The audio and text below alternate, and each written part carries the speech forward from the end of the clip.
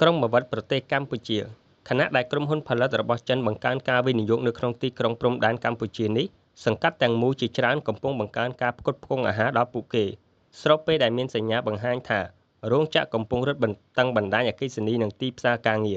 របាវិតក្នុងខេត្តស្វាយរៀងជាង3ម៉ោងពីភ្នំពេញតាមរថយន្តដែលឈានចូលទៅក្នុងជ្រុងមួយនៃព្រំដែនភាគអាគ្នេយ៍របស់ប្រទេស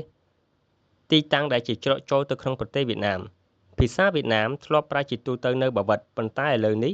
ទីក្រុងពោពេញទៅដោយផ្លាកសញ្ញាជាភាសាចិនសូម្បីតែនៅតាមផ្លូវខាងក្រោយក៏ដោយហាងកាហ្វេខ្លះមានបុគ្គលិកដែលអាចនិយាយបានតែភាសាចិនប៉ុណ្ណោះ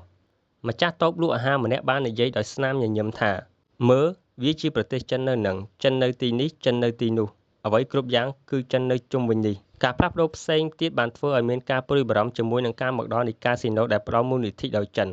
និងរបាយការណ៍នៃការបាញ់ប្រហារនិងឃាតកម្មពាក់ព័ន្ធនឹងជនជាតិចិនអ្នកបើកតាក់ស៊ីម្នាក់បាននិយាយថា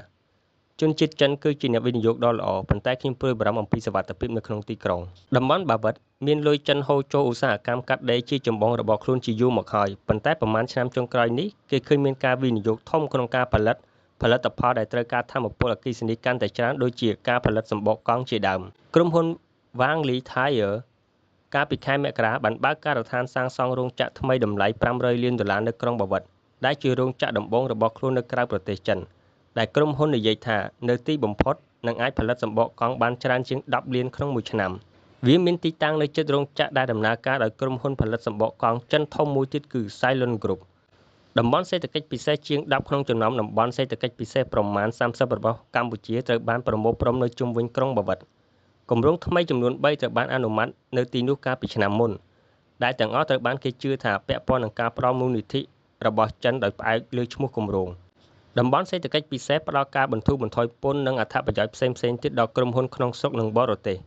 ក្រុមប្រឹក្សាអភិវឌ្ឍកម្ពុជាបានអនុម័តការវិនិយោគចំនួន130ក្នុងតំបន់នេះដែលក្នុងនោះមានជាង50នៅតំបន់ជុំវិញក្រុងបាវិតយោងតាមអង្គការពាណិជ្ជកម្មក្រៅប្រទេសជប៉ុនបានឲ្យដឹងថាប្រហែល 80% នៃការវិនិយោគនៅតំបន់បាវិតបានមកពីក្រុមហ៊ុនចិនដីគោកឬក្រុមហ៊ុនហុងកុងលោកកូហេវ៉ាកាបាយ៉ាស៊ីប្រធានតំណាងការិយាល័យជាតិត្រូនៅទីក្រុងភ្នំពេញបាននិយាយថាចាប់តាំងពីលោកដូណាល់ត្រាំត្រូវបានជាប់ឆ្នោតជាប្រធានាធិបតីសហរដ្ឋអាមេរិកការផ្លាស់ប្ដូរចូលមកប្រទេសកម្ពុជាបានបង្កើនល្បឿនបន្ថែមទៀតដោយសារការព្រួយបារម្ភអំពីគោលនយោបាយពន្ធគយផ្លូវដែលរត់ពីខៃម៉ាប់និងធីវ៉ៃដោយកាត់ក្រុងបាវិតដែលឆ្លងកាត់ប្រទេសកម្ពុជាទៅកាន់ប្រទេសថៃត្រូវបានគេដាក់ឈ្មោះថាច្រករបៀងសេដ្ឋកិច្ចភាគខាងត្បូងដែលជាគោលគំនិតដែលដាក់ចេញដោយធនាគារអភិវឌ្ឍន៍អាស៊ីផ្លូវល្បឿនលឿន E1 រវាងភ្នំពេញទៅបាវិតត្រូវបានសាងសង់ដោយគាំទ្រពីរដ្ឋាភិបាលជប៉ុនទោះជាយ៉ាងណាក៏ដោយថ្មីនេះកម្ពុជាបាននឹងកំពុងងាកទៅរកគំនិតផ្គូចផ្ដើមហេដ្ឋារចនាសម្ព័ន្ធខ្សែនិងក្រវ៉ាត់ផ្លូវរបស់ប្រទេសចិនដោយផ្លូវ Highway និងកំពង់ផែត្រូវបានសាងសង់ឡើងដោយលុយចិនក្រុមហ៊ុន China Road and Bridge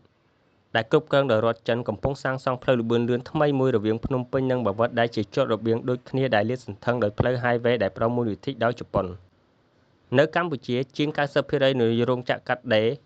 ត្រូវបានគេជឿថាដំណើរការដោយក្រុមហ៊ុនចិនវាត្រូវបានប៉ាន់ប្រមាណថាតំបន់សេដ្ឋកិច្ចពិសេសដែលកំពុងត្រូវបានបង្កើតឡើងនៅជុំវិញក្រុងបាវិតនឹងត្រូវការកម្មករចំនួន 50,000 នាក់ឬលើសពីនេះនៅពេលដែលពួកគេចាប់ផ្ដើមដំណើរការរដ្ឋាភិបាលបាននិយាយថាខេត្តស្វាយរៀងមានកម្លាំងពលកម្មប្រមាណ 30,000 នាក់ប៉ុន្តែក្រុមហ៊ុនជប៉ុនប៉ាន់ស្មានថាមានត្រឹមតែ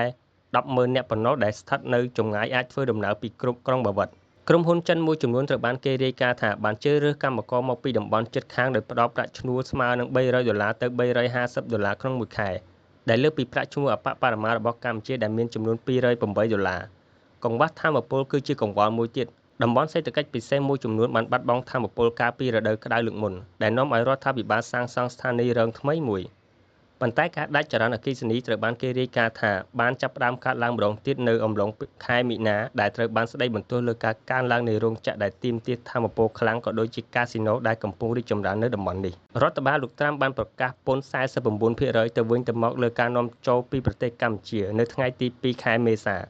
តែការវិនិយោគរបស់ចិននៅក្នុងប្រទេសនេះមិនបង្ហាញពីសញ្ញានៃការថយចុះនោះទេកាលពីថ្ងៃទី9ខែមេសាប្រព័ន្ធផ្សព្វផ្សាយក្នុងស្រុកបានរាយការណ៍ថាក្រុមហ៊ុនចិននឹងសាងសង់រោងចក្រចម្រាញ់ប្រេងដំបូងរបស់កម្ពុជានៅចុងខែនោះក្រុមហ៊ុនផលិតរថយន្តអគ្គិសនីរបស់ចិន BYD បានធ្វើពិធីបើកការដ្ឋានសាងសង់រោងចក្រដំឡើងរថយន្តនៅតំបន់សេដ្ឋកិច្ចពិសេសខេត្តព្រះសីហនុនៅភាគនិរតីនៃប្រទេសកម្ពុជា